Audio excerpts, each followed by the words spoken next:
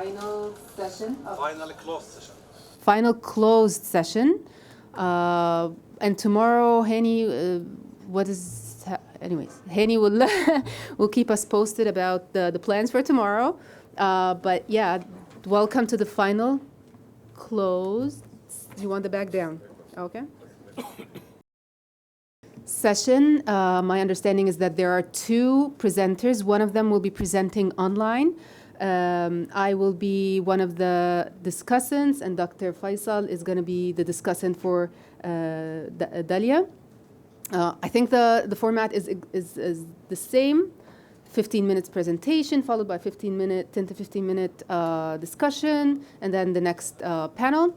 And I forgot to mention, my name is Dina Taha. I'm an assistant professor of sociology at the Sociology and Anthropology program here at the Doha Institute for Graduate Studies. Without any further ado, perhaps we can, I just want to confirm that Lima, who's the online presenter, is available, if he's there. So Yes, I'm here. Hi, how are you? I can't see you, so forgive me. I guess we'll start with Dalia, and then we'll take it from there. Are you okay with that? Okay. Sure. Perfect. Okay. Dalia, the floor is yours. Well, thank you, everyone. Thank you for coming and staying over for the afternoon session as well. I really appreciate that. So I'll jump directly into talking about this work. This is a part of a larger PhD project that I just completed last month, actually, and successfully defended. Oh, closer. Okay. Can you hear me okay? All right. So this is part of a larger PhD project that I completed in December and defended at Concordia University. So I'll jump directly into the conversation and kind of frame this within this idea of racial liberalism, neoliberalism, and the university. So this paper is pretty much a critique of neoliberal institutions, and that's one of the things I wanted to do, bringing this work back here, is to talk about the impact of all of these notions and abstract notions into experiences of students at universities, right? And how universities function as an extension of neoliberalism. So to talk about racial liberalism, Charles Mill's theory of racial liberalism provides a critical foundation for understanding how democratic institutions continue to reproduce racial hierarchy. He argues that liberalism didn't emerge as a universal doctrine of human equality, but rather as a political philosophy that developed within and was shaped by European colonialism, racial slavery, white supremacy. And the liberal project, which is imagined as autonomous, rational, and entitled to rights, was actually historically a white subject, while racialized peoples were excluded from full moral and political standing.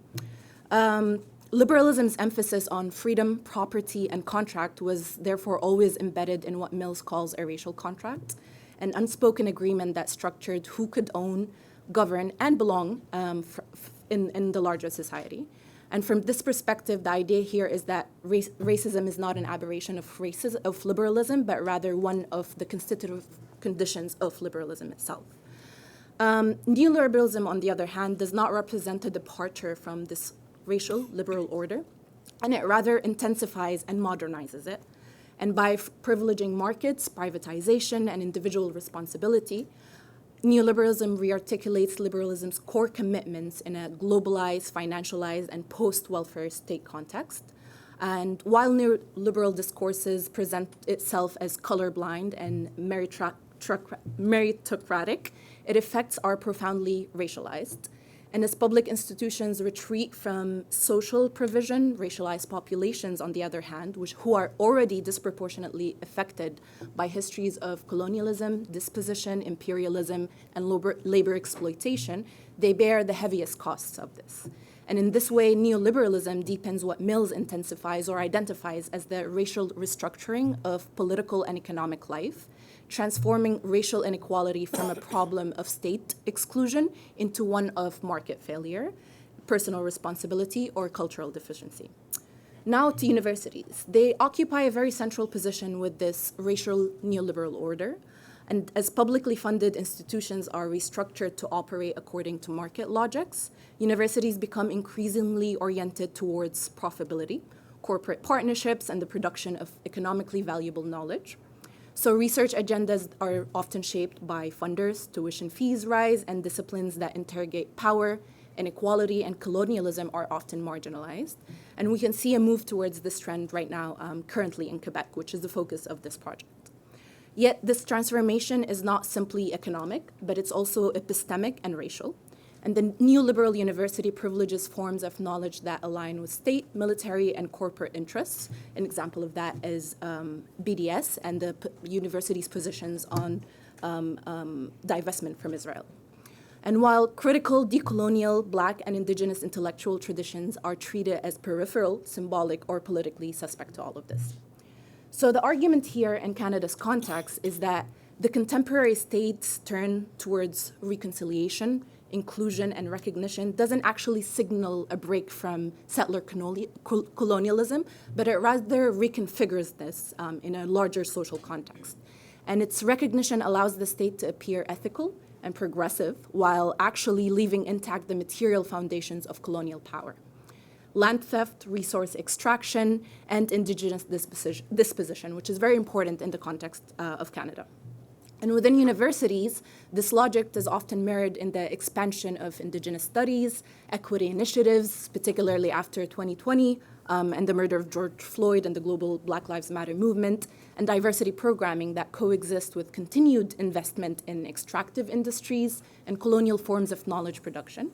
And recognition often becomes a governing strategy that stabilizes institutional legitimacy without redistributing power or challenging colonial relations. So this is what we say is that universities' EDI policies and the increased funding after 2020 has functioned more of a lip service for the neoliberal institution. In Canada specifically, Black scholars have often insisted that these dynamics can't be understood only through Indigenous settler relationships. And a very important scholar, Ronaldo Walcott, argues that Black histories of enslavement, racial terror, and exclusion are also very foundational to the creation of the nation state, of the Canadian nation state. Yet they're often sidelined within reconciliation discourses. And this is often seen in putting Canada as a better, more liberal, more free alternative to the US's relationship with slavery. And so asking what is being reconciled and with whom and at what cost, and what ends how racial liberalism manages Blackness through partial inclusion rather than actual structural transformation. And within the neoliberal university, Black scholars are welcomed as representatives, as tokens of diversity, but are actually constrained as political actors. And their presence is celebrated while their critiques of racial capitalism and systems of colonialism and anti-Blackness are actually muted, reframed, and rendered unintelligible. So it's within this terrain that Black Canadian studies becomes a both necessary, but at the same time also very dangerous. So historically, Black studies in the US emerged from this idea of radical struggle rather than just only institutional benevolence. And it was rooted in anti-colonial, socialist, and Black liberation movements that sought not only to include Black people within existing institutions, but to actually transform the social order itself. But as Harding and Normand and other scholars document, once Black studies actually became institutionalized within predominantly white universities, it was subjected to the same liberal and neoliberal pressures that govern all academic knowledge. And the field was increasingly evaluated according to professional norms, funding priorities, and depoliticized standards of scholarship that are often conflicting with its original idea of emancipation.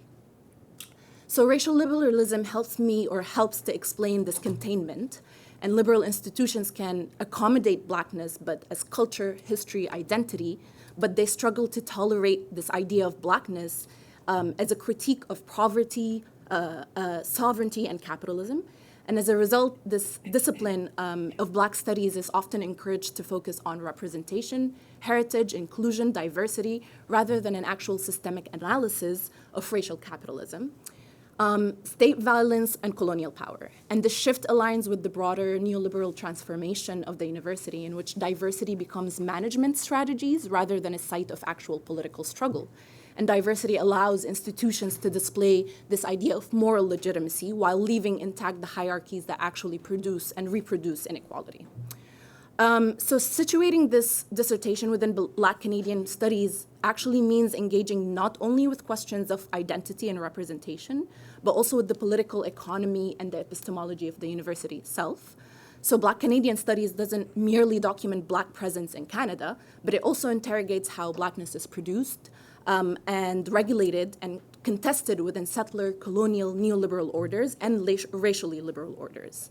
And by tracing how, particularly in the context of my work, by tracing how Black women scholars, researchers, and students navigate these conditions, the study that I conducted examines how Black intellectual life persists within the university, and particularly in Quebec, how it resists and reshapes and is reshaped within institutions that simultaneously depend on it and constrain it. Now I'll move on to sort of anchoring this work in the Black feminist thought, which was the main theoretical framework that I used for this project. So it gave me a conceptual tool to understand why Black women specifically in Canada experiences in higher education can't actually be explained by race or gender alone, but it's rather an intersection of both identities and other identities as well. So this is also important to say that I'm not simply using intersectionality. Intersectionality theory in itself, used alone, I don't think is sufficient, but intersectionality is rooted within this larger idea of Black feminist theory. So one of the central themes of Black feminist thought is this idea of self-definition, self-valuation, which Hill Collins explains, and the power to define who Black women are has historically rested within dominant institutions, white, male, colonial institutions that produced and continue to reproduce stereotypes degrading images of Black womanhood. And when Black women define them personal identity claims, they're actually disrupting systems of power. And self-definition allows Black women to refuse imposed identities like the angry Black woman, the mammy, or the Jezebel, which are stereotypes that have been rooted in systems of racial segregation, in systems of colonization, and systems of imperialism. And they instead assert themselves as complex knowers, scholars, and agents. And it's not something that's seen as simply symbolic, but it's actually necessary for survival in systems that constantly devalue Black women's humanity, and in systems that haven't been created with the inclusion of Black women or Black people in general in mind. So the second important theme of Black feminist theory is this idea of interlocking nature of oppression. And for the purpose of time, I'm not going to go into depth in that, but that's the idea of intersectionality, and we can talk about it more in the comments. And then I'll jump into the methodology that I used for this project. So I used narrative research particularly, and narrative research is a research that assumes that the story is the fundamental unit that accounts for human experience. And it means that humans naturally make sense of their world and the lives around them through storytelling. So stories are not simply reflections of events, but they're actually means by which people interpret, give meaning to, and communicate their experiences. And in narrative research, the focus is on how individuals construct and share these stories, which reveals how identity, memory, culture, and power shape what is told and how it's told. And this approach recognizes that knowledge is not solely produced through abstract theories or data points, and also through lived experience articulated in narrative form. So therefore, stories become these powerful tools that help understand how individuals navigate complex social realities and how broader structures of oppression, resilience, transformation are experienced and challenged in everyday life. So I was going to go into more depth about the counter story, but I'll kind of wrap it up and talk to you about the results of this study. So I interviewed a total of 8 graduate students, Black women in particular, who are enrolled in master's and PhD program at both Concordia and McGill University. And the results of the study showed that Black women face a significant sense of isolation, both intellectual isolation and academic isolation within their programs. They're often one of few, if not the only ones in their program. Black women find it very difficult to find resources for their work, which are often focused on Black studies specifically. And this is not something that we should be taken lightly, because most people who do race scholarship are Black people. This is specifically to North America as well. But I also think maybe we can talk about it more. This can be globalized.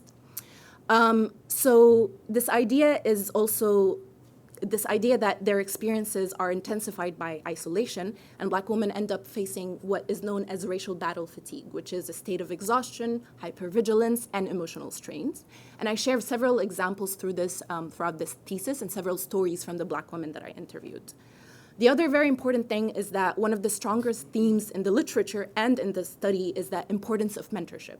While Black women, when they are mentored by other Black women, they experience this idea of racial validation, protection, and intellectual freedom that is often not experienced through other mentorship programs. But access to such mentorship is obviously very limited because of the limited presence of Black women in higher education. So instead of relying on these traditional Black mentorship networks or mentorship networks, they refer to other things such as peer mentorship and informal mentoring systems. And these spaces are not just emotional spaces to provide this idea of emotional regulation or racial validation, but they're actually intellectual and political spaces where they can interrogate this concept of Blackness and their position in the greater social order. And there were Black women exchange strategies for survival and to navigate racism and sustain their scholarly identities. So at the same time, the literature also warns us that racial proximity doesn't always equal racial safety. There are other systems at hand, such as power, gender, institutional hierarchy, that actually still matter, even in Black spaces. And I explained this through the paper, and I think that the complexity is why the idea of racially conscious mentorship is important rather than Black on Black mentorship. And that's actually necessary for the survival of Black women in the academy.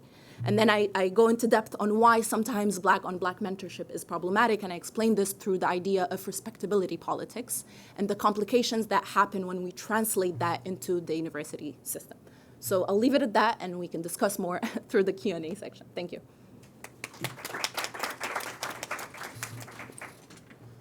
Well, thank you very much for giving the opportunity to discuss, for writing a paper on such an important subject and allowing me the opportunity to say something about it.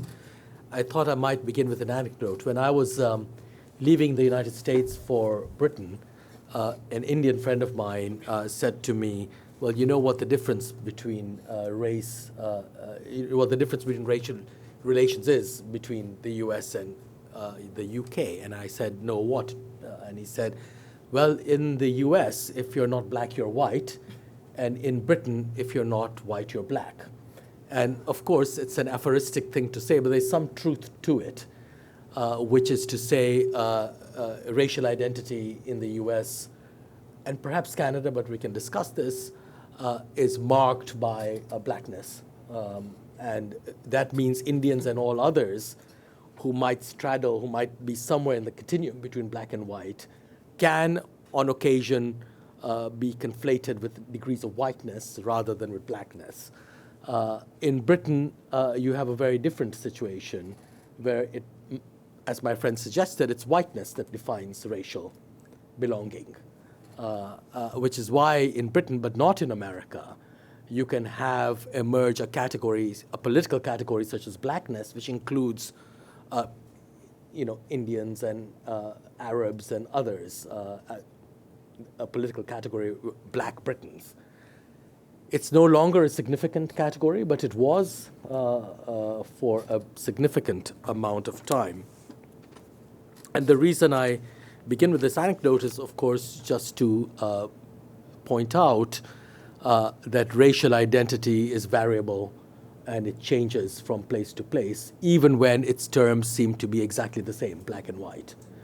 The other thing, of course, that I think is important is that Black and white are the only, if I'm not mistaken, racial identities which are self-ascribed as much as imposed from the outside. That anyone who falls between those two categories can notionally and often in fact do without racial identity. So to use my own example again, or that of my friend, if you happen to be Indian, you could at certain times and in certain places be understood anywhere between this within this continuum between Black and white. But your self-identity is rarely, if ever, fully racialized. So even when the term Asian, I spoke about this the other day, is used, it's not a term that Indians or people from the subcontinent use about themselves in their own conversations. They might have to publicly identify as Asians, but they never identify as Asians in their own communities. They're always other. They're caste identities, they're religious identities. So race plays a different role depending on between these two poles. And that's the other proposition that I wanted to put forward here, if only to back up Dalia's point that blackness is a really crucial category that in some ways is cannot simply be opened up to include everyone within it. Right? Now the problem with this, if you will, polarization of black and white, self-ascribed as much as imposed identities, of course, is that, especially for the category black, and Fanon, of course, has written about this extensively in Black Skin, White Masks and elsewhere, it gives rise to the problem of how do you actually fight racial identity without canceling yourself out altogether, if this is also an identity that is a self-described one. Of course, it's not only race where this kind of problem arises, again, for the Indian context, caste, which is similarly hierarchical and violent, but within the subcontinent. And this was a debate already in the 1930s. If you belong to a former untouchable caste and you want to get rid of your identity, what can you be without losing yourself altogether?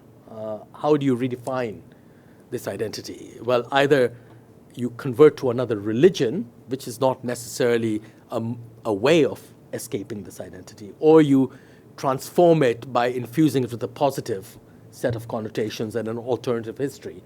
And neither of these two options is a perfect solution to the problem.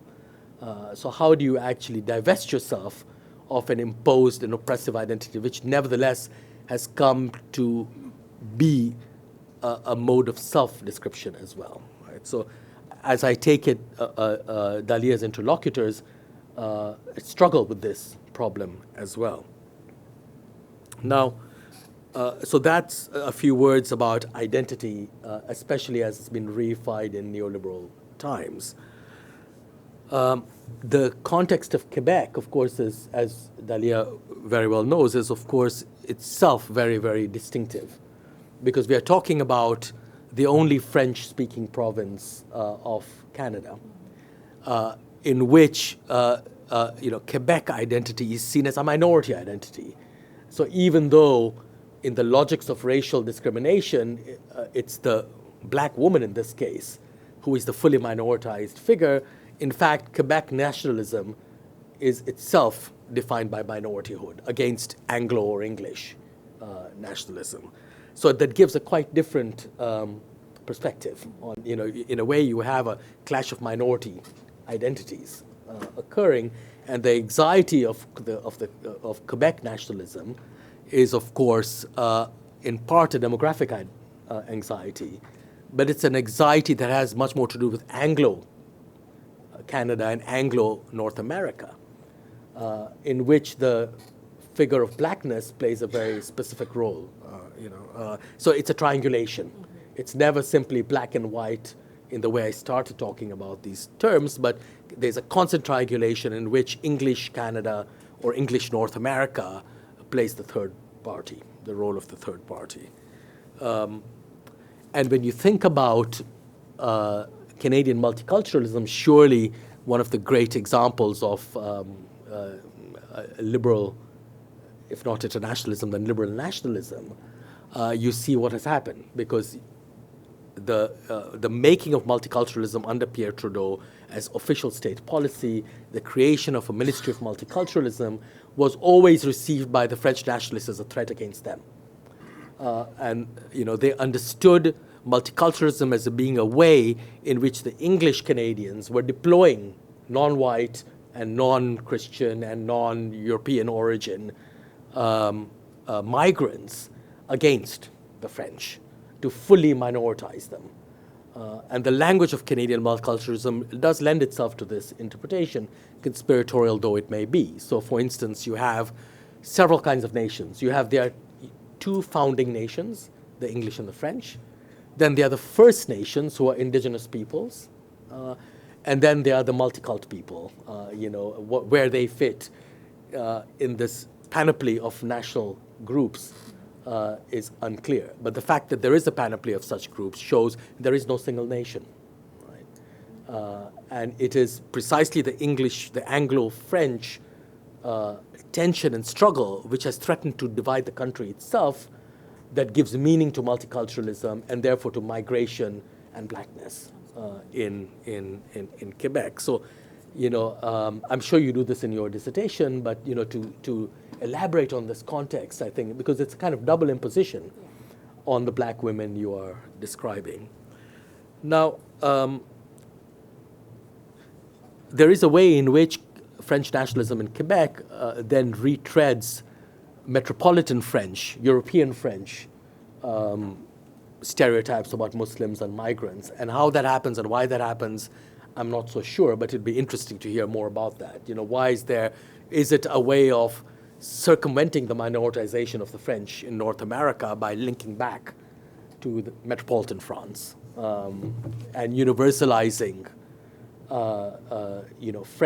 French narratives that lend French Canadians a more universalistic or pseudo-majoritarian identity?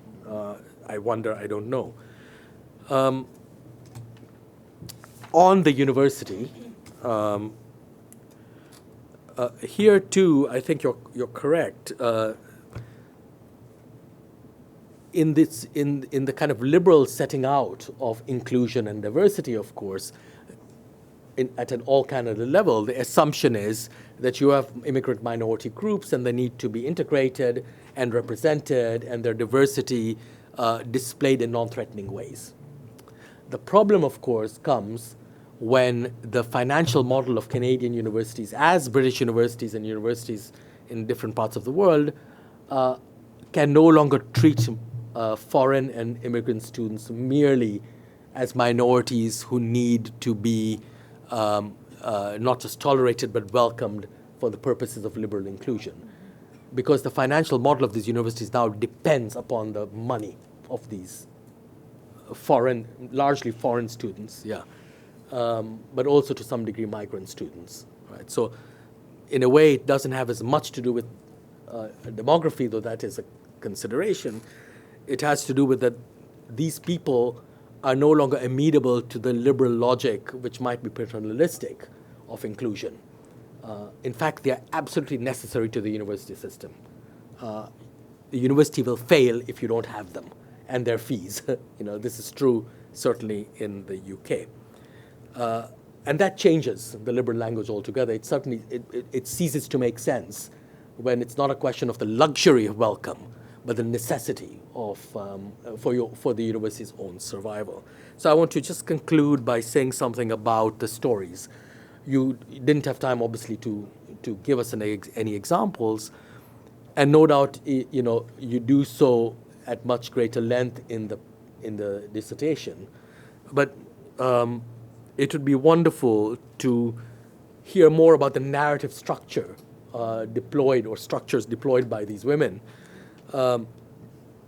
Because these stories, in their own words, will allow for some sense of intertextuality. What are their worlds of reference? And it would allow you to perform both or either a literary reading, in terms of a close reading, with intertextual references of these narratives, but also, if you would like, a psychoanalytic one. What are the master signifiers here? What are the repressed ideas? And that would really give you a kind of.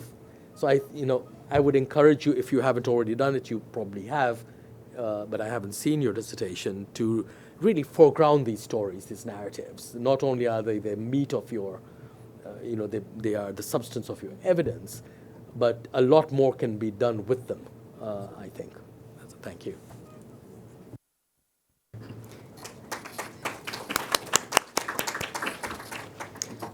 Thank you so much, Dalia and Dr. Faisal, for your clarity and engagement. As a self-proclaimed timekeeper, I don't know how I ended up with keeping the time, but Lima, you have 15 minutes. I don't know if you're going to be able to see me, so I'm going to count on you keeping the time. Thank you. The floor is yours. Okay. So, hi everybody, my name is Guilherme. I'm a PhD student at Corvinus University of Budapest. I'm taking the political science program, and in my thesis, I am interested in the integration of Islam in the West, particularly in the public perception of this integration and how it is perceived as controversial. So first, I'm taking these two observable experiences, the experience in Britain and in Canada, and I'm seeing some commonalities. First, these are two societies where we have a certain Judeo-Christian religious heritage. We have a long history of accommodating religious minorities. Both have sizable Muslim minorities, and in both cases, we have experienced the elaboration of to accommodate Sharia for family law purposes. So Sharia as part of the mediation and arbitration schemes. We had these legal acts accommodating and serving other religious minorities, and then we had the Muslims articulating and elaborating for the extension of these legal acts to cover Sharia for family and arbitration purposes. And then in both claims are both claims grounded in multiculturalism. In the case of Canada, the constitutional official multiculturalism. In the case of Britain, a multiculturalism more grounded in race relations legislation. And then what we had two different outcomes. So in the case of Britain, we had this claim and the emergence of Sharia was operating and was successful and fruitful, while in the case of Canada, particularly in the province of Ontario, we had a huge mediatic debate in both cases. However, in the case of Canada, we had the dismemberment of the framework allowing religious courts to exist. And this is what half of my thesis, the part that I am working right now, and the case that I'm interested in presenting today. So first, I would like to a brief background. First, the analysis on legality is that legal centralists, they try to place the claim for Sharia or the accommodation of Sharia as interfering in the monopoly of the state over law.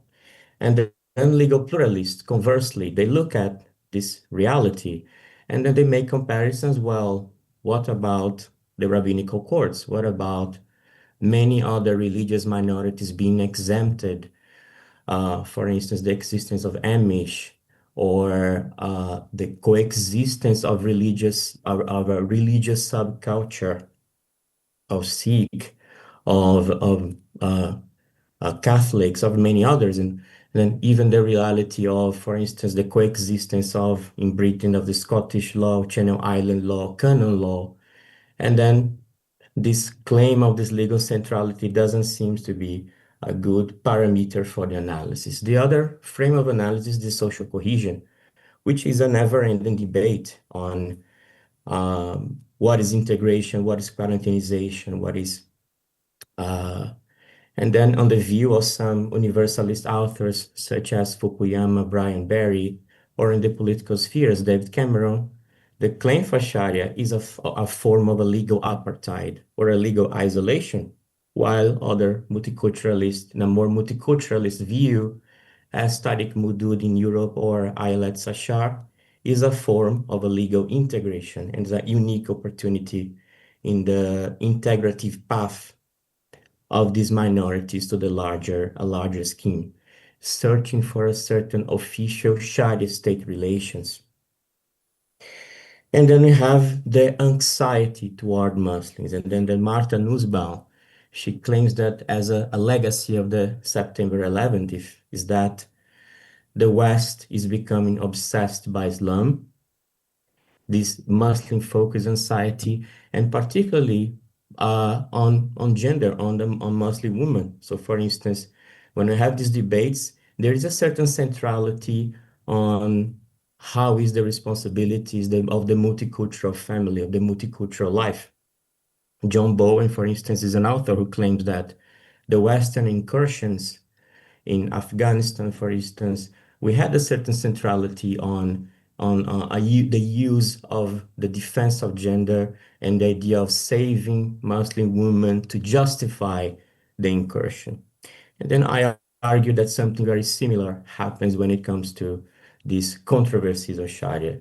And then in this centrality, we had the flood of fear-mongering terminologies or Islamic terminology, Shia, Sunni, hijab, burqa, mosques, minarets, and Sharia.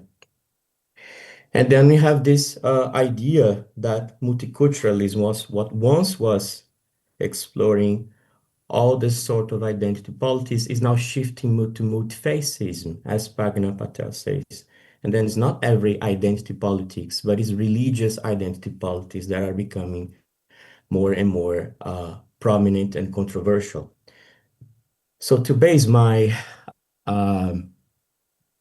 to draw attention to my thesis, I'm basing in these academic concepts. First is that minority claims, and I turn to identity claims, identity literature, that minority claims are not passing unnoticed. They suffer a high process of politicization, especially in times of this mediatization of politics. The other concept is the paradox of participation. There's this double message when it comes to the majority is asking the minorities to integrate more, and at the same time they state that the liberal tradition needs to be protected, the liberal institutions. So then when minorities are organizing themselves to respond and to integrate, these claims for accommodation are not perceived as an attempt to integrate, but are perceived with fear as threats to the native society. The other idea is that the identity claims are the gatekeeping function of the majority to set the boundaries, to define what is national, what is native, and what is the other. And that identity claims are subject to institutional and majority biases, as Eisenberg says, that when minorities, they note that the substance of their claims are just not represented when reaching a larger society, the media, the mainstream media, they tend to retreat instead of willing to participate more. And then here's a problem formulation, and then I wouldn't have time to cover all of this, but I'm covering pluralist theories that comes from models of cohesion, equality, and difference, then views of diversity, mapping, assimilation, quarantinization, integration, then to concept of citizenship, then to reach religion, where we have modes of secularization, of secularism by Mudud, Searle, state relations, state-religion relations, and then to more specifically to how family law is accommodated. And then what we have here in this graph is that based on the theory, Canada and Britain are supposed to have a less absolutist variant, more accommodative. However, in reality, we are having Britain becoming a certain, demonstrating a certain exceptionalism, becoming what is said as the capital of Sharia in the West. While in Canada, we have the revision of the idea of accommodation, with the idea placed by Taylor Bouchard of reasonable accommodation. And then have Britain coming from a more religious particularist model, while Canada is becoming a more identity skeptical when it comes to Sharia, and then contradicting this huge literature of Canada as being extensively accommodative, exceptional for immigrant minorities. But well, the theory states that, but when it comes to Sharia, reality shows something else, something different. So to map the discourse, I'm following the thematic discourse analysis, the six-step model proposed by Brown and Clark. So my idea is to thematize the debate in order to concisely tell the story, write the master narrative on Sharia in the West. And then we have the idea of media as the site of research. And then I'm using here the gatekeeping theory and gatekeeping scholarship as a metaphor. So by pre-selecting news and publishing news, the media has the power to state official narratives and create the official narratives on a given topic. So for instance, when it comes to Muslims running a charity fund organization or female entrepreneurship initiative, as it is a reality in Lisbon and in Britain, for instance, is not exactly the first idea that pops up in the mind because are not published, are not represented in the media. And then we have a certain stereotype of this representation, the unwillingness to integrate in Europe, the securitization, the gender inequality, and these frames. And then I am evoking the idea of frame as a representation of ideology, of a simplified and condensed aspect and explanation of something bigger. So then by thematizing the discourse, I'm analyzing these frames, and then I am able to map the discourse. So then I started the research corpus. I'm investigating media newspapers in the last 24 years, since the start of this debate on Sharia until the last year. Firstly, I came to approximately 400 media newspapers, and then I was coding based on the scope. I'm interested not in the international image of Sharia, but I am interested in how Sharia is cited when it comes to the domestic implementation of Sharia in Canada. And then I chose the Globe and Mail as a national, and then Toronto Sun, Toronto Star as two local sources to my research. Then I came to this proposed thematic map. So the first thing that comes to my mind when it comes to this thematic, so when Sharia is cited, it is going to be related towards one of these topics. Is how this, I call thematic map, but I think I should call it as a map of fears or map of anxieties, because all the majority concerns are imprinted in a certain way. And how the minor views, we have some discussion and underdeveloped topics representing the concerns of the minorities. So for instance, placing Sharia as part of a rich religious subcultures where other minorities are also practicing and existing in a larger cultural mosaic of religion. What is the importance of this claim for the community role as very, very few cited and underdeveloped? The larger concern is the concerns with the securitization, the link. So then it becomes a venue to criticize permissive policies of government of the past, to criticize multiculturalism as incorrect or wrong mode of addressing diversity, a form to scrutinize politicians or political figures, for instance, for for Justin Trudeau visiting a mosque, or a female parliament member proposing a Islamophobia motion becomes a subject as something that was Sharia was something rejected. However, the fear continues to exist as something that can be evoked. And then, for instance, when it comes to Islamophobia, we had a society that developed or consistently discusses the integration of other minorities, such as LGBT rights or such as some or indigenous peoples.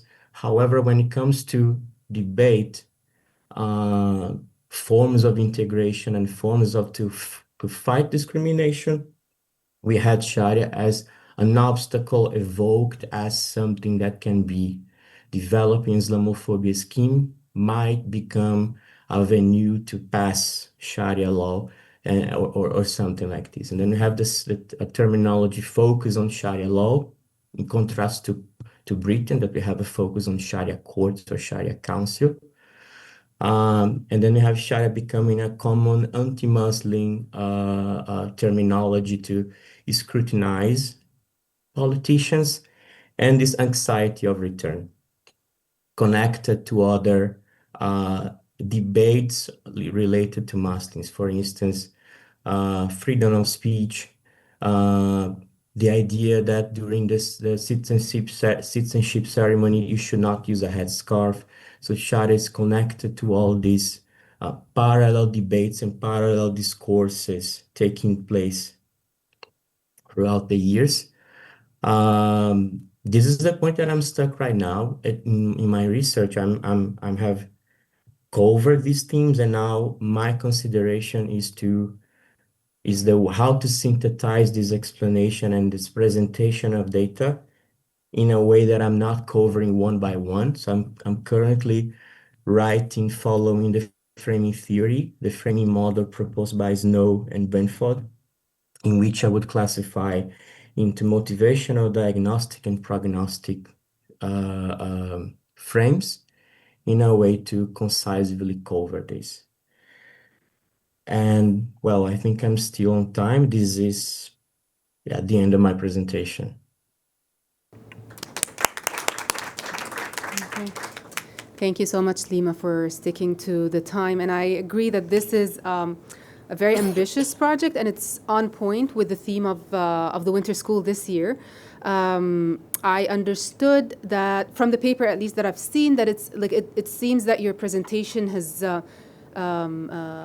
developed a few ideas quite a bit after the version that I have seen. So I'll try as much as possible to adapt to what I've seen in the presentation, but keep in mind that my feedback is based on the paper. And I think you ended on exactly the right note about how to synthesize those preliminary themes in a more meaningful way. And I think my feedback is going to revolve around that.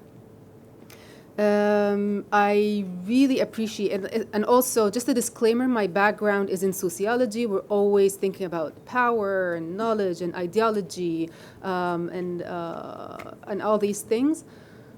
Not particularly media, even though you can see how those forces intertwine and affect and are affected by media as well. So medialization of politics, I think this is a spot-on description, and I invite you to work on it a little bit more. I'd like to see more about that, and I think it will come more in the analysis once they're ready. The paper, for me, what is more interesting, because I'm an empirical scientist as well, is it tests all the moral, philosophical, and ideological concepts that we've been talking about over the past few days. And it's like a lab to try how do we translate all those abstract and ideological ideas how do we put them to a real test, especially what you started with by focusing on those legal outcomes or the legal aspect. What I am interested in, maybe we can think through out loud together, is this elusive line between what liberalism is preaching about accommodation, about diversity, and when can it become too much and it becomes fragmentation and lack of cohesion? So this invisible line is what interests me, and I think your study can put that to the test quite well. There's also, my background is in migration studies, so I always look at things from that lens, and I don't think you can separate Islamophobia and Muslim and minorities and Muslim minorities from immigration, anyways. But it would be also interesting to see to what extent is race influences the analysis and not just Islamophobia. So the racialized or the brown migrants, and how do they contrast to, for example, the Ukrainians? Or Ukrainian refugees, and how does media frame them? I think that might, even if it's not the area of focus, you can reference other studies to identify or to justify why are we focusing on Muslim minorities specifically, and what kind of contribution does it offer testing those liberal ideals.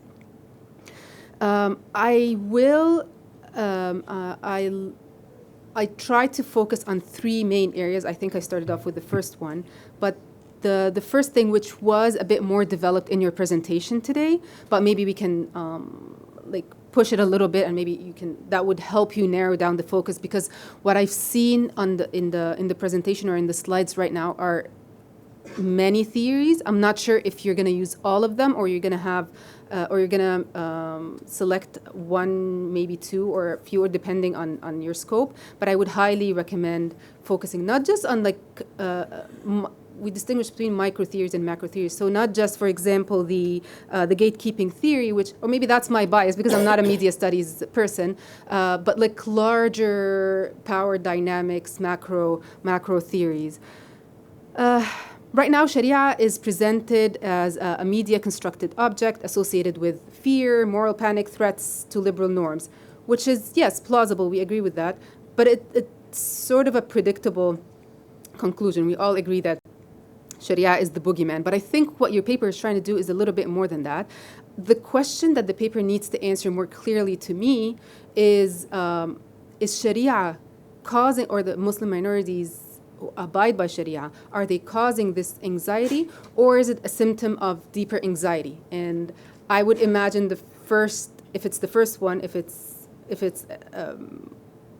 be if it's a cause, it would be a very short paper. So I imagine the symptom would be more interesting. So questions such as, what is driving this anxiety?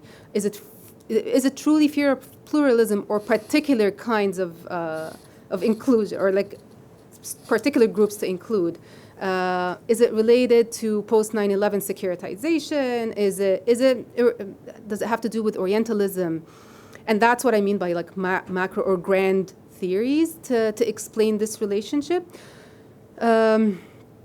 So I think, you talked very well about theories. I think picking and choosing a grand theory that connects the dots between the different things, I think it will be very useful. So instead of vague terms like Muslim focused anxieties and Sharia boogeyman, how can theory help us make sense of that?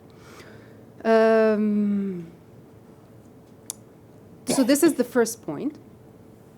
The second point is, and I think it deeply ties to this deciding on that theoretical orientation, is the research question and the methodology. And I see some of my students here, and so they're gonna hear me. It's like I'm teaching my class. There has to be an alignment between the theoretical framework, the research question, and the methodology. And I think once you figure one, the other two will follow. So at time, your research question seems to be, how has media coverage shaped the public imagination of Sharia in Canada? But then at other times, it sounds like, how has the framing influenced political and policy decisions? I think also it shows sometimes in the abstract, but not in the content. So those are two different questions and three different variables, and which brings an issue of validity, which is, are are we measuring what we're saying that we're measuring, right? So what is that? What is being measured? Are you measuring the policy implications or policy decisions? Are you measuring the public imagination and sentiments, or are you measuring the influence or the effect on media? So those are four. But also, once you decide on the research question, why is media discourse the best way to answer it? And that becomes a methodological question.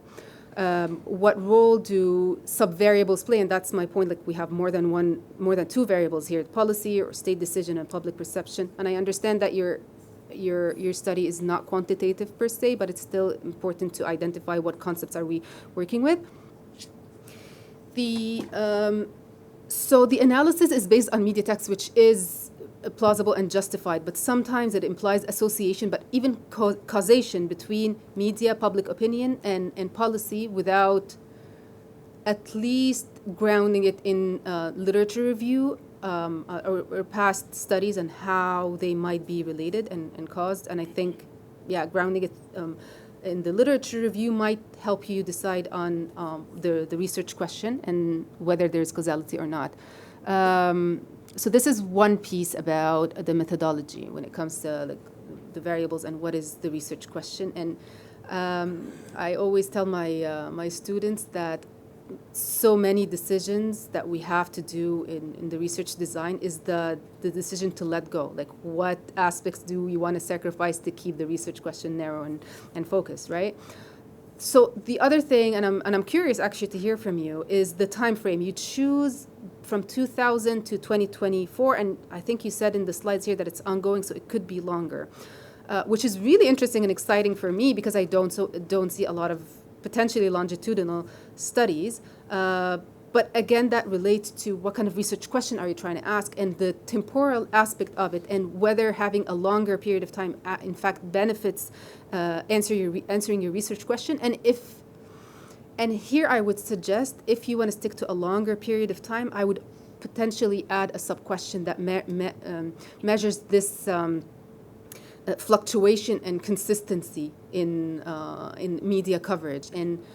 But that will open the door to other factors, like what other variables might have influenced media coverage. For example, the refugee crisis, whether it's Muslim or Arab or brown or Ukrainian refugee crisis, is it terrorist acts or terrorist labeled acts, economic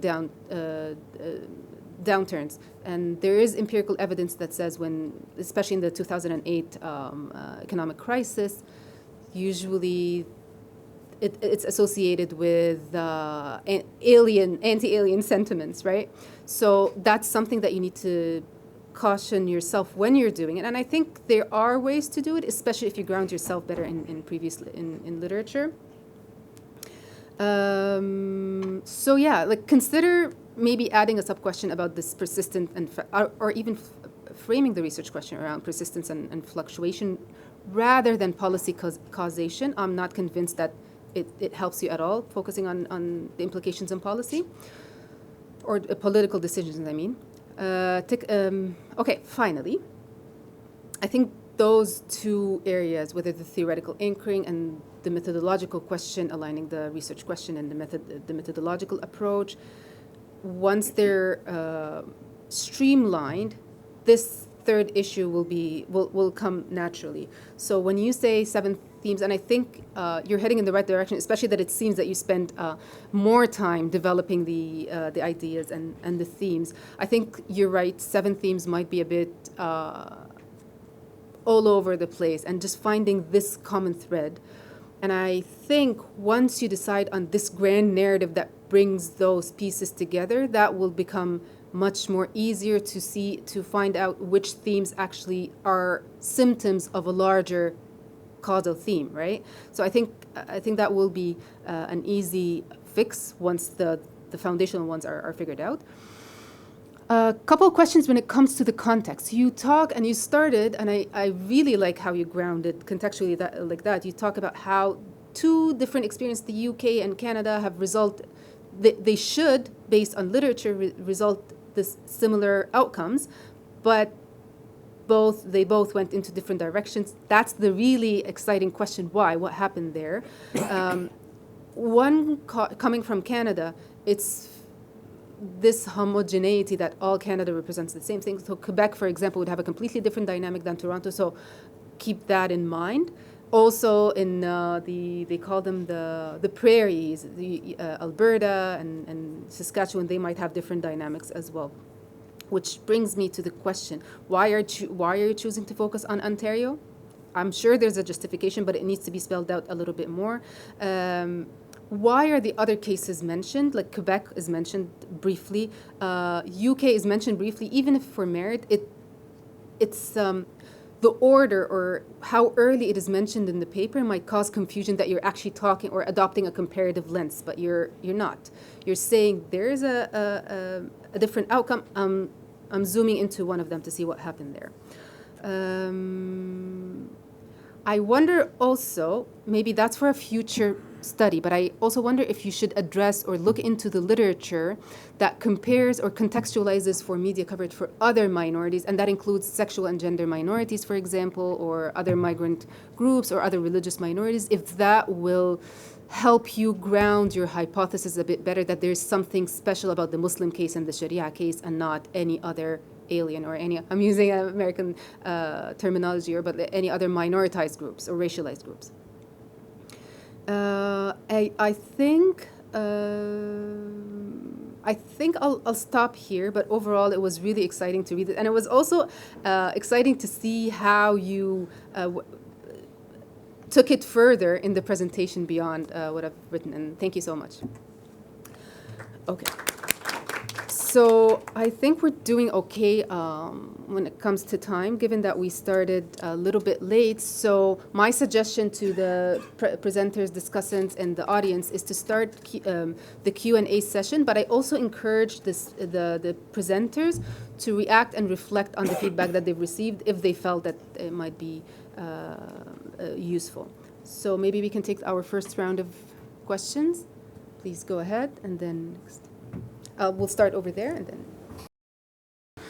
Thank you, both of the presenters. Very important work. Dali, I told you that I'm also doing very similar kind of research.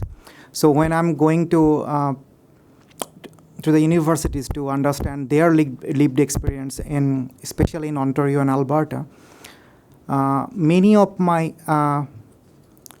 black participants who are Muslims as well. I'm asking this question because since you used your, like you said, intersectional lens, so when you are going to understand the challenges they are facing, the black female students, do you see that there is a different kind of challenges when you, I mean, first of all, did you interview any black female Muslim students?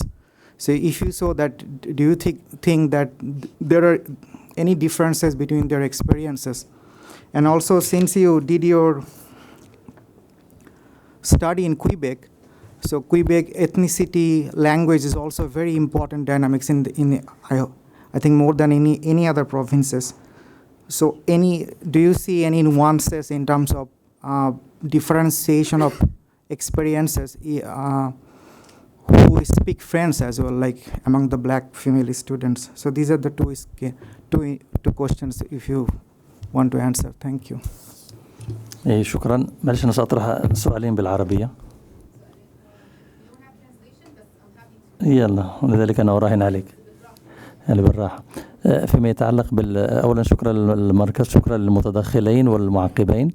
سؤالي الأول الأخت داليا، يعني ألا يمكن للاندماج حركة يعني الأقلية بين قوسين، رغم أن مصطلح الأقلية يعني ليس مصطلحا يعني مثاليا في التعبير عن هذه الحالة. كل الأقليات التي تعاني من التهميش داخل المجتمعات الليبرالية داخل حركة مدنية أكبر لتغيير الوضع السياسي أو الواقع السياسي، بدل من أن يبقى العربي يعني داخل تجمع العربي والمسلم داخل تجمع المسلم والبلاك داخل تجمع يعني الذي ينحدر من أصول إفريقية وكذا. يعني هذا الاندماج أعتقد هو كفيل بخلق حركة مدنية تستطيع أن تغير أكثر.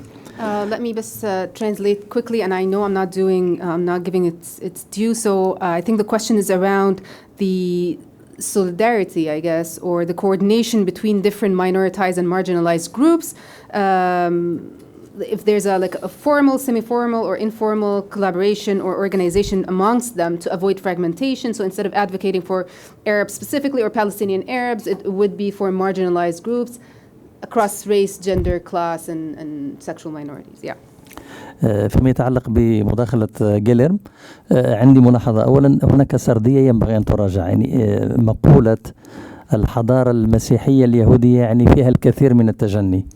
يعني إذا كانت هناك حضارة مسيحية يهودية طبعا وهذه السردية صنعتها الرأسمالية الغربية، كيف نسمي مثلا اليهودية والمسيحية ظهرت في الفضاء الذي يسمى الآن بالعالم العربي.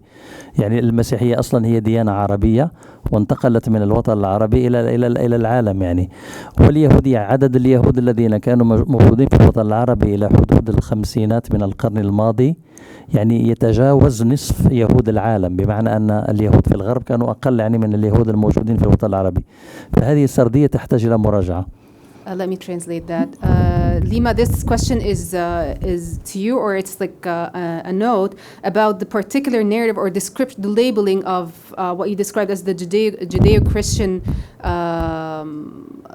culture or background, that it's been championed by capitalism and Eurocentrism, if I may say as well, and that historically most Christians and Arabs, most Christians and Jews come from the Arab world, and there are even until recently many Christians and Arabs, Christians and Jews reside in the Arab world.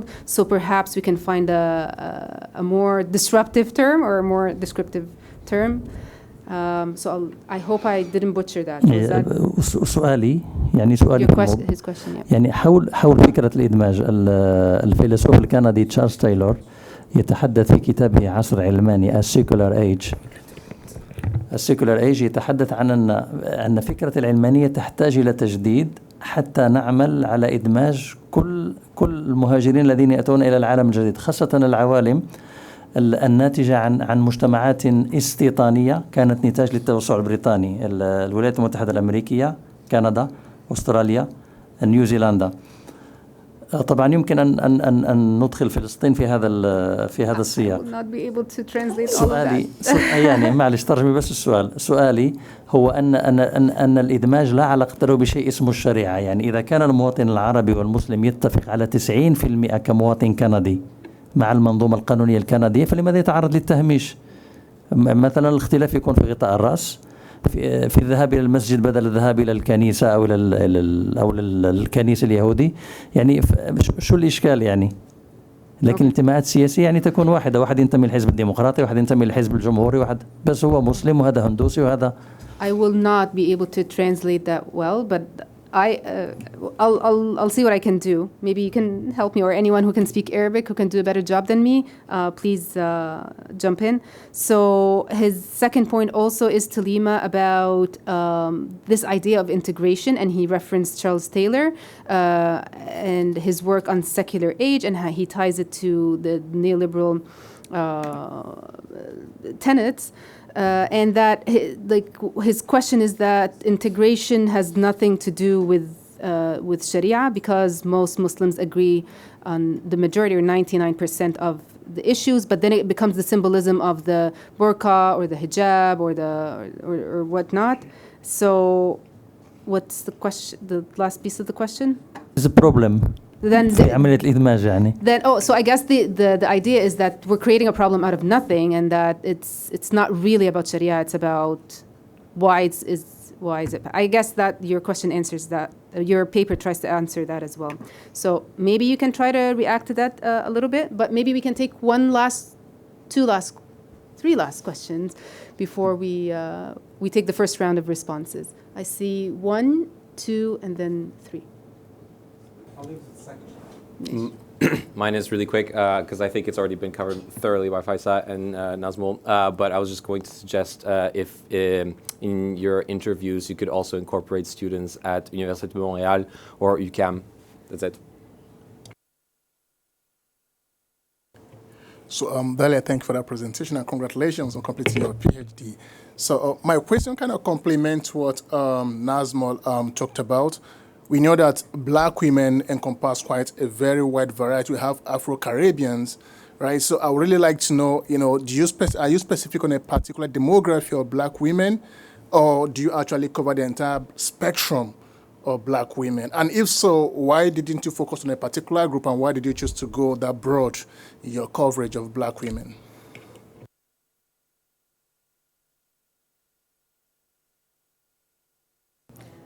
We'll start with Dalia, and then Lima will take your turn. Okay, well, thank you, first of all, for your comments, and thank you for your questions. I'll be addressing some of the questions and the comments all together at the same time, if that's okay. So that kind of goes both to your questions. First of all, yes, I did have a variety of black women participants. While the criteria for inclusion is that self-identifying black women, that was the only criteria for inclusion, who are registered or recently completed a graduate degree. Which kind of goes back to how the stories or how the narratives are presented in the thesis, is that, first of all, I conducted 2 rounds of interviews. The first interview, which is known as the life history interview, and the second interview, which is the semi-structured interviews. The first interview allowed my participants to engage in depth with these concepts of race, of racism, of ethnicity, and other identifying features of their identity that they think is important for their identification. And this includes some of my participants who are actually black Muslim women, and that we can see the differences within their identification, right? So the idea here, and then also that goes back to my theoretical framework, is that black women as a category is not a homogeneous group. It's actually within that there is a large diversity that I allowed for it to come about in the stories. And then my analysis of the stories kind of reflected whether I see some elements of, okay, this person has spoken about their Muslim identity in relation to their experiences in higher education. This other person spoke to their language identity in relation to the rest of it. So yes, so that is included. And then another thing, the other question in relation to the merging of all these civil movements or groups. While I do think it's doable, I don't necessarily agree with that merger, because I think there's a very particular system of anti-black racism even within these groups. So if we're talking about Muslim communities, if we're talking about Arab communities, even within that, there's, I believe, a very important system of anti-black racism and categorizations of black Muslims as the other, categorization of black Arabs as the other. So I think elements of solidarity are very, very important to the overall, I think, civil movement or movement of civil groups. At the same time, I think my interest is in particularly how do people experience and interrogate this concept of blackness in various social groups. And then, yes, in terms of interviewing students from other universities, I wanted to, but unfortunately I don't speak French. And most of these students who are in these universities are French speakers, and that was one of the limitations of my study. And that's why I specifically focused on Anglophone universities, which kind of brings me back to what you spoke about specifically, which is Canadian multiculturalism, right? And in the context of Quebec, that looks very, very different. So Canadian multiculturalism, the idea is that it was promoting national unity through recognizing the Quebec language minority, but it came about first of all, it came about during the Quebec or the Quiet Revolution in Quebec, and that this policy of multiculturalism replaced other policies of bilingualism and biculturalism, which placed the French and the British as the 2 founding races of the nation state of Canada, right? And then that was seen then as a threat for Quebec, and as a result of that, I think what was developed is Quebec interculturalism, which was developed by some scholars, including Bouchard. And the idea here is that it faced great resistance and opposition, and there's ongoing conversations and discussions about that. But for interculturalism, it explicitly identifies Francophone and linguistic cultural dominance in Quebec, and to which they're expecting immigrants to integrate and adapt to, right? So it sort of came about as a response to this idea of, okay, where are we putting the Quebecois identity in relation to this idea of founding fathers? And how are we minoritizing the French identity in Quebec? And it's also structured by this paradigm of duality, specifically, I think, culturalism, where they see diversity, this is a direct quote, diversity is conceived and managed as a relationship between minorities from a recent or distant period of immigrants, and a cultural majority that could be described as foundational, which is what is perceived. And foundational refers to less to a moment of settlement or a founding act and more to a process of spread out over time. And for the Quebecois, this idea of interculturalism is it argues there that, well, Bouchard argues that long-established minorities, including Aboriginal communities and Anglophone populations. So we also see that in Quebec there's a particular sentiment of trying to engage or equate with this idea of Anglophone or Francophone minority to Indigenous struggles in the province, which is, I think, another problematization that we need to engage with.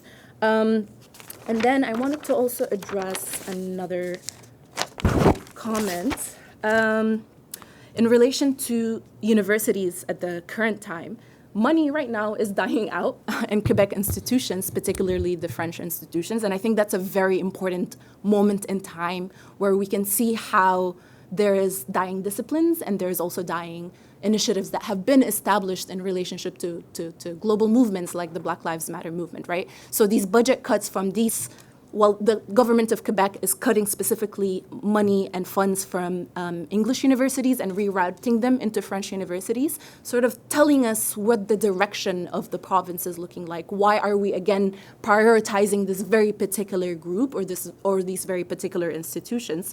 And this is leading to the closure of a lot of EDI initiatives at these two universities. And it's also leading, because they've doubled the tuition for international students who they heavily rely on, this is completely leading to the disappearance of this category in Montreal, which is a very interesting dynamic that I think will yield to so many other conversations. And because I'm looking at race as a social construct, I think there is going to happen another reimagining of what this looks like in the province of Quebec. So thank you.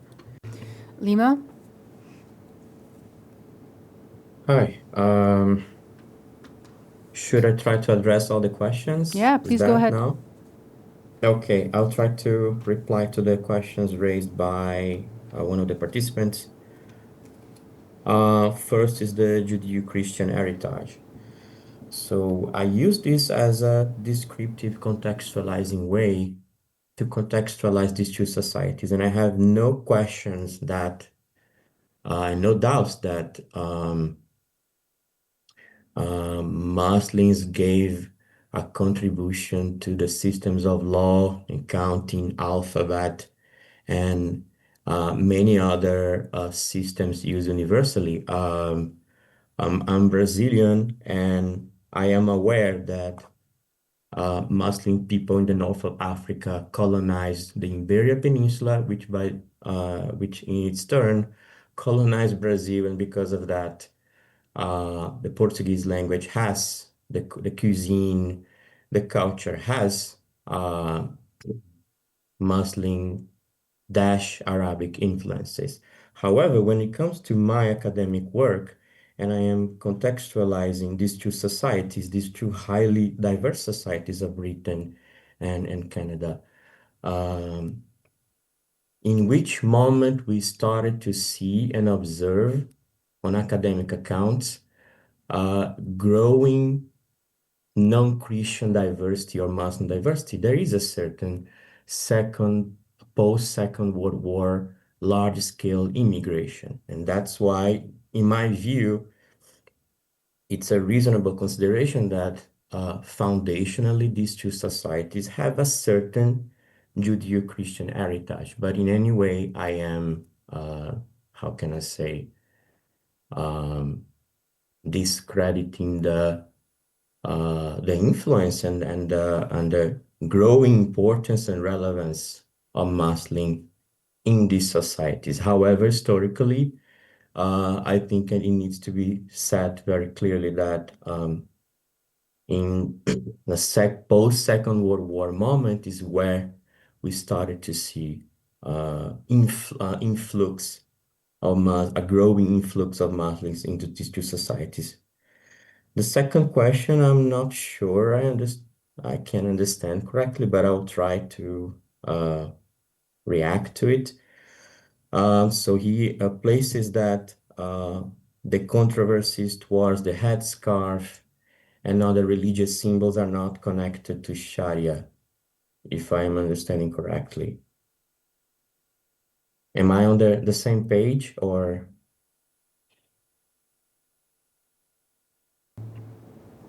He's just clarifying if he understood the question right, that we should separate between the visible parts, the burqa and hijab, from other aspects of Sharia that are generally in agreement with. يعني هي المشكلة في تمثل الشريعة، يعني وكأن المسلم حينما يروح للغرب يعني يريد أن يفرض الشريعة على الآخرين. في هنا مشكلة مسائل خاصة، يعني أنا ألبس الحجاب أو لا ألبسه. يعني غالبية المسلمات لا يلبسن غطاء الرأس. وين المشكلة؟ رغم أنهن مسلمات ومتعبدات وقد يكون متدينات حتى، أو معظمهن يعني متدينات. يعني في هذا هو الإشكال، هو تمثل الشريعة أو التمثل الذي يحمل المركب، يعني الذي سماه الباحث مسيحي يهودي أو مركب الرأسمالي الغربي. يعني أوضح لك يعني حتى تعطيه أنت الملخص. يعني هذا التمثل هو المشكل. أنا مسلم في الغرب، يعني أنا عندي لحية، أدخل المسجد أصلي، لكن أنا منتمي للحزب الديمقراطي في أمريكا. واحد مثلي صديقي جاري عنده نفس هذا، هو ينتمي للحزب الجمهوري. يعني I think, but also just to give some context, he's looking into a particular case study of having Islam or Sharia tribunals, specifically for Muslims, that are separate from the larger legal system. And I think that's where the gap is. But I guess the question is, it goes back to that 99% of Muslims are okay with the larger secular religion, and even a lot of them don't abide by the hijab. So I guess the question is that it's about how the Sharia is represented and not the Sharia per se. And I guess in essence that's what your thesis is, or like your argument is trying to get to, is like what is causing this representation, right? So I think that's I think that captures it better. Okay, I think it's clearer now.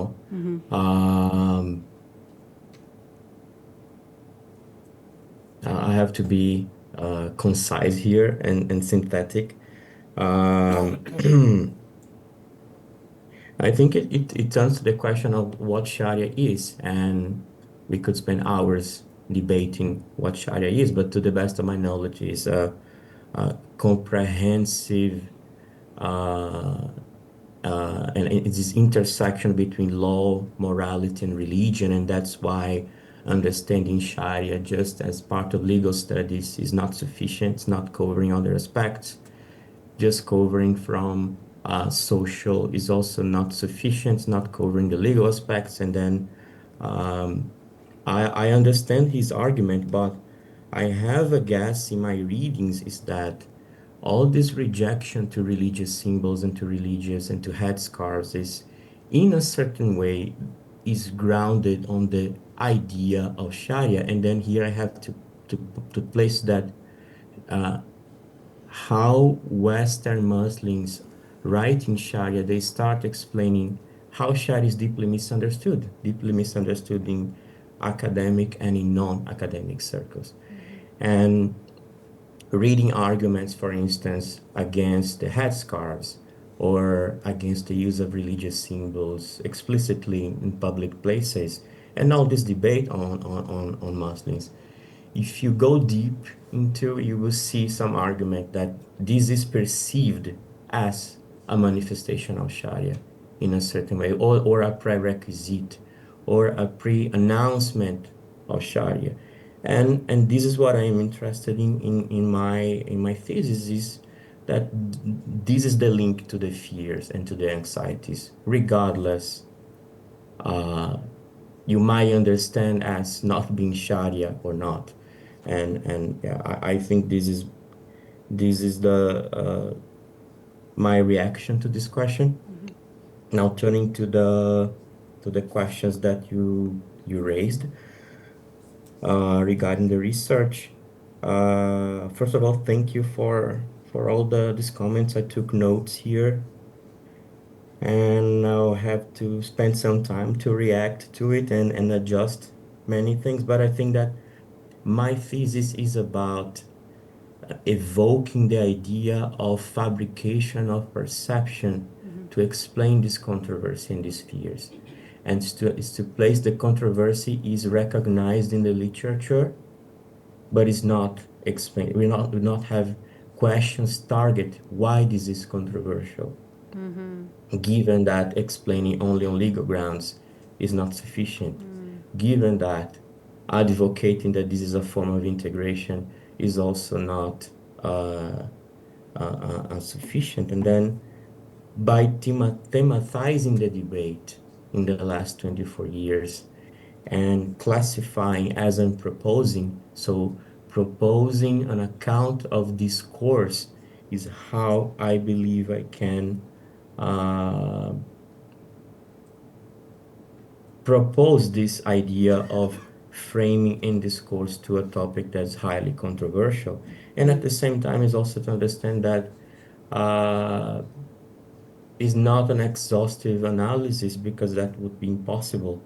But is a schematic analysis. And then in the literature, we have some presumptions, for instance, that the debate was guided by gender equality. The debate was guided by securitization. The debate was centered in secularization. And then these affirmations are based without any schematic methodologic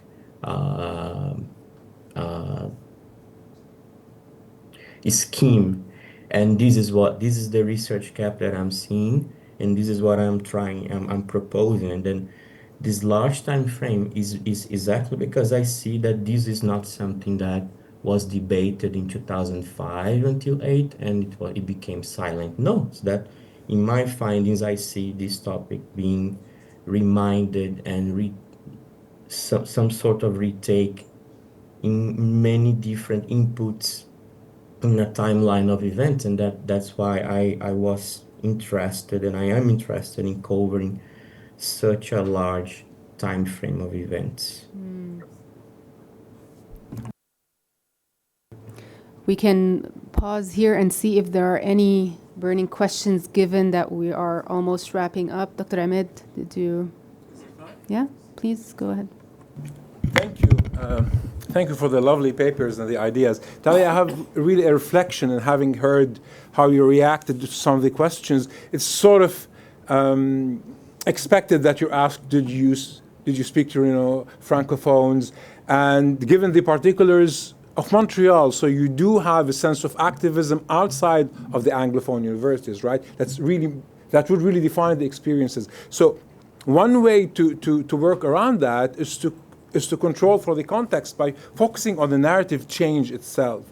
So I'm wondering, since you had 2 sets of interviews to try to really gauge the experiences of those self-identifying black women, as you mentioned, and to pick up also on what Faisal asked you, it's what were, from your reading of the narrative and the exchange with it, what were some of the terms or the ideas that you felt had changed over time in the narrative of those people? Did you ask them? So one, I'm trying to ask you if those are from Quebec, from Montreal, or they came to Montreal.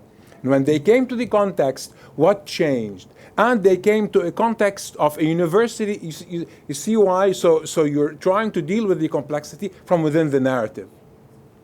So could you say more, please?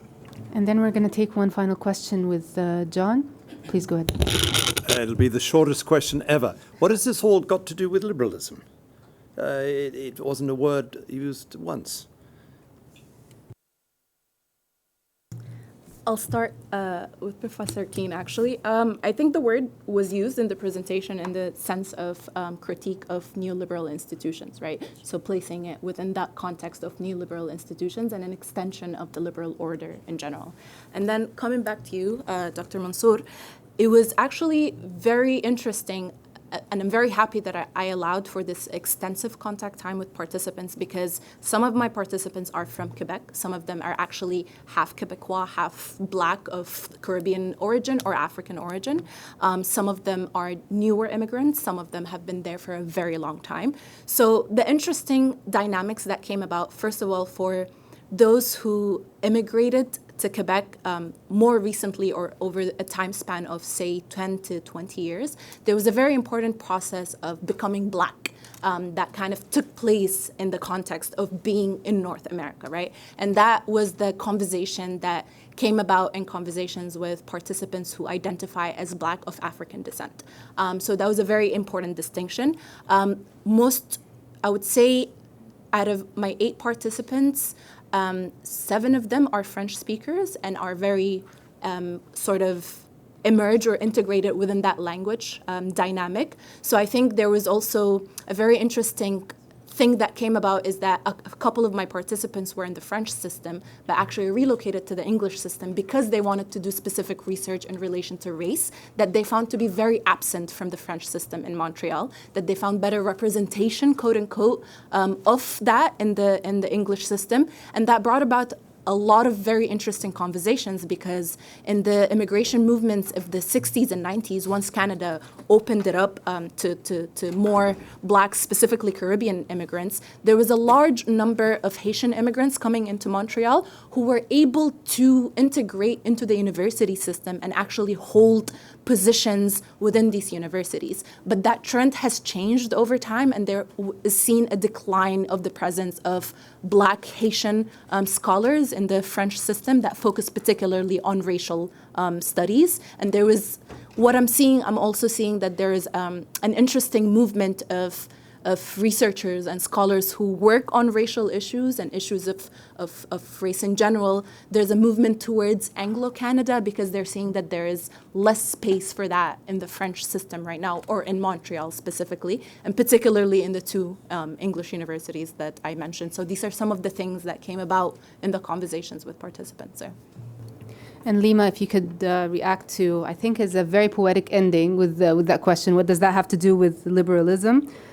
We'd conclude the day. Go ahead, you have maybe a couple minutes.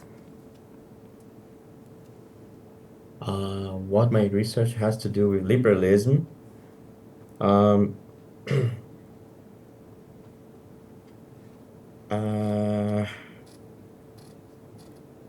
think that it is a very emblematic debate on testing this liberal premises and liberal values, and this idea that liberal democracies are arbitration-friendly environments, are accommodative environments, are culturally sensitive environments. However, when it comes to particular example and case that I'm bringing, we have different outcomes, and then I'm very interested in, for instance, how minorities, by merely behaving, they shake these notions of that we are liberal, that we are very accommodative. For instance, the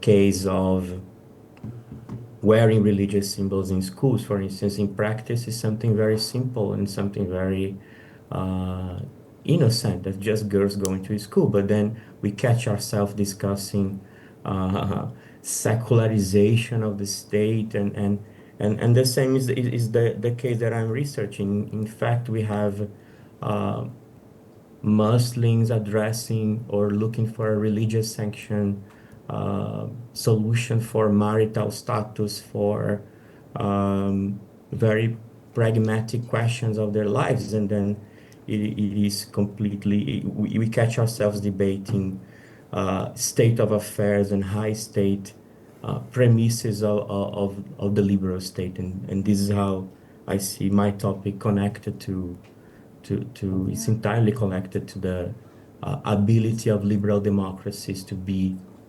accommodative and cultural sensitive and ensuring equality to minority groups. And I also think it puts the limits and or the boundaries of multiculturalism and liberalism to a test. Is there a limit? When is it invoked? So I think that's also a good point. Dalia mentioned that she has one Very quick concluding point. remark, and then we're going to wrap up and hand it over to Hani. I also just wanted to mention that I think the 60s and 70s were a very important moment for Canadian history, and specifically in Montreal, because it was the location, and Concordia University is actually the location of the largest Canadian protest, the Sir George Williams affair, which represented a very important conjuncture in Canadian history in relation to Black studies specifically, I think. Yes, Dr. Ahmed. Okay, we'll talk about that later. So yes, I wanted to sort of relate that to why these two institutions were also important, because they were gathering places for a lot of, what at the time, Black movements, and inspired by the American South Black civil rights movement at the time. So yeah. Fantastic. Okay, so the marathon is not over yet. That's my understanding. We still have one more day and lots of social activities. Hani will tell us all about it. Thank you very much, Dina. Thank you very much, Faisal. Thank you, Dalia and Guillermo, for this fascinating presentations. So, on behalf of the Arab Center, we finished already the 10 closed sessions. So we already done with all of your presentations. So congratulations for you all, and please give yourself a big round of applause again. Yet the school is not finished yet. Tomorrow we have 2 more sessions, 2 public events. So in the morning at 10 o'clock, as usual, we have a public lecture. Gabor Sharing will. And after that, we have another amazing round table with 5 speakers about the future of international order. So we will meet you tomorrow. Tomorrow, of course, you don't have to present anything, so just come and enjoy and ask your questions. And now I'll just. Like before, I talk a little bit about the trip to desert and what will we do tomorrow. Just I want to talk a little bit about publication. So as you see, we have like 20 amazing presentations, lectures, and everybody will be, including lectures and participants will be invited to develop their papers, and we will set another deadline for receiving the final submissions, and we will discuss that over email. But I have to say that publishing is like a competitive process, as you know. And I encourage you all to get benefit from the feedback you got here, and to work on your papers. And we will discuss after that. We will send you all instructions about the word limit and the deadlines and what to do next. And it's competitive because it's not our decisions to accept. All papers will go after that, as you know, to external reviewers. And we'll discuss how also we will publish. We will have like a collective volume out of this school, either a book or more, a special issue, but we will get in touch with that. This is firstly, and secondly, in the next week we will send you a survey, a feedback survey. So we'll have your feedback in this school, and we are not waiting from you to say this is an amazing school. We need your genuine and your intellectual feedback, because this school is successful because we actually studied the experience, the previous rounds experiences from previous schools, and we worked to fix what we thought that it would be fixed, and to add some sessions and to change some elements in each school. So. Wait for us next week after you get back home. So we'll send you a review, a feedback survey to get back to us. And I encourage you all, and we are all waiting from you all to submit your survey. Now, for what's next? So now a bus is waiting you in the same place, in the gate of the Doha Institute. We are heading directly to the desert, to Hinat Salma. It's personally, I think it's one of the most enjoyable sites, and you can experience the like a part of the experience of desert. So you'll go, and now we have to go directly just to have tour in the farm, and then we'll have a dinner, and there will be music, and you will be enjoying it all.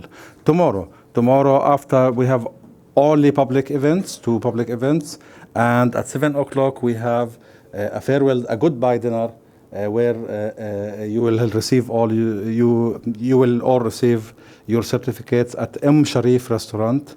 It's one of really excellent restaurants, also Lebanese here in Doha, and it has a sea view also. So waiting you, see you in the farm, in Hina Salma, and see you also tomorrow in the morning, and after that at goodbye dinner. Thank you very much.